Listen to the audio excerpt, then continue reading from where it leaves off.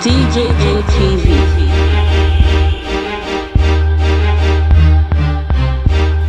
Country people, una welcome to DJM TV weekly news update for Pidgin English.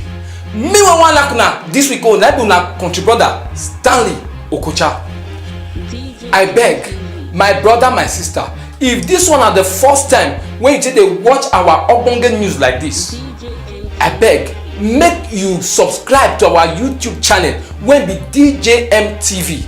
Make you click on the notification bell so that you go continue dey receive hot ogbonge news like this. Our first news for today na be the one when it concern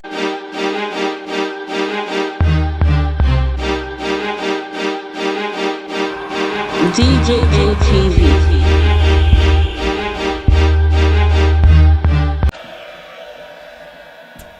Over wonderful Nigerian youth, over capacious Nigerian youth, greatest Gogo, greatest Baba, greatest B, greatest D. I greet every one of you, the wonderful youth of Ondo State. I want to appeal to all of you. This election on Saturday is a very wonderful one, very significant, and is an election that PDP must win. Yes, sir. Because if we win, the pains you are passing through in your education sector will come to an end. Because they promised you education, but when they entered power, Akure increased the school fees, not be so. He promised that he's going to develop all parts of Ondo State. When he entered power, he became a sectionist, just like his Oga Buhari, who is in Abuja. Not be so. He promised you job, and today, has he given you that job? He promised our fathers and our mothers protection in their businesses. Has he given that protection? I want to tell you that our candidate, Eita Ojegede, is the solution to the problem of Ondo people. Eita Ojegede is the way out of this trouble, of this misgovernance in Ondo State. I want all of you on Saturday to come out and vote for PDP. His government is for all. Atualara, atualara, oh.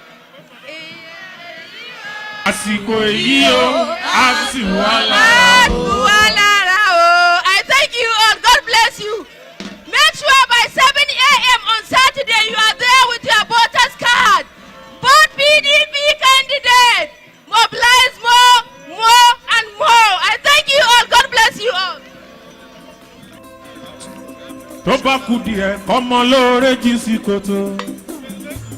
Please, let us decongest this stage, please.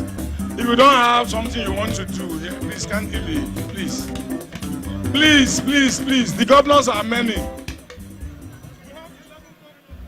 Atualara o, ìgbà èyí o, àsìkò èyí o, atualara. Àbí kò ní tù yín lára ni? Ṣé ò ní tù yín lára? 2016 wọ́n ní ẹ dìbò ẹ ṣe bẹ̀. Ṣé ẹ máa ṣe bẹ̀ lélẹ́yìí? Ṣé ẹ tún máa ṣe bẹ̀? Ṣé ẹ̀yin máa ṣe bẹ̀? Kí la máa ṣe o? Kí la máa ṣe o? Kí la fẹ́ ṣe? Ọ̀pọ̀lọpọ̀ àwọn èèyàn jàǹkàn náà wà ń bí. So a máa fi wọ́n hàn bàbá ṣe ń bá ètò lọ. Musician, èyí ò gbọ́dọ̀ balẹ̀ musician. Eli kaka kìkì kaka. Ọba onílé ọlá. Adonai ẹ̀ ṣàdá. Èyí ò gbọ́dọ̀ balẹ̀ o. Èyí ò gbọ́dọ̀ balẹ̀. èyí ò gbọ́dọ̀ balẹ̀ o. èyí ò gbọ́dọ̀ balẹ̀. èyí táyọ̀ ò gbọ́dọ̀ fèlè o. èyí ò gbọ́dọ̀ balẹ̀. èyí táyọ̀ ò gbọ́dọ̀ fèlè o. èyí ò gbọ́dọ̀ balẹ̀. èlì kàkà kìkì kàkà ọba onílé ọlá. Adonai ẹ̀ ṣàdá ó yá jẹ́gẹ́dẹ́ ò gbọ́dọ̀ wálẹ̀ o. èyí ò gbọ́dọ̀ balẹ̀. èyí ò gbọ́dọ̀ fèlè o. èyí ò gbọ́dọ̀ balẹ̀. ẹni bá dìbò èyí tayọ. aṣòwò ajere akéré òkòdélé àwọn títí wọn ti bàjẹ́ wọn ní kó ná wọn ti wá ẹ má ṣe bá wọn jà ìbò ní ẹdùn. ó ní ìbò ní ẹdùn má ṣe bá wọn jà náà.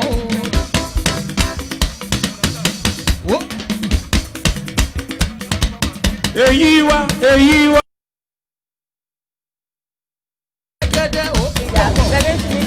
Good afternoon, sir. ìjọba ìjọba.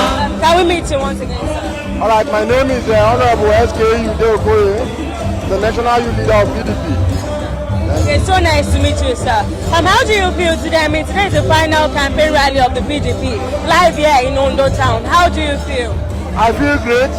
It shows me that the younger ones of Ondo State, that they are for PDP, and it shows me that we are going to win the election by coming Saturday. I am convinced. Yes, sir. With the level of awareness that has been, created through the PDP campaign for the past few weeks, do you think it is enough for PDP to take over power?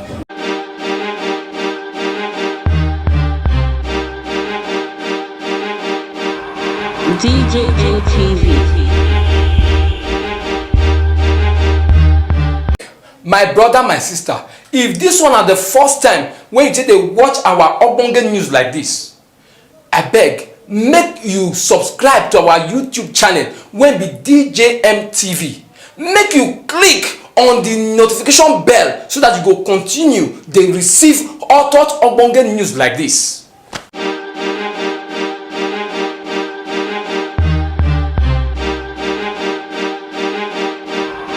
DJM TV.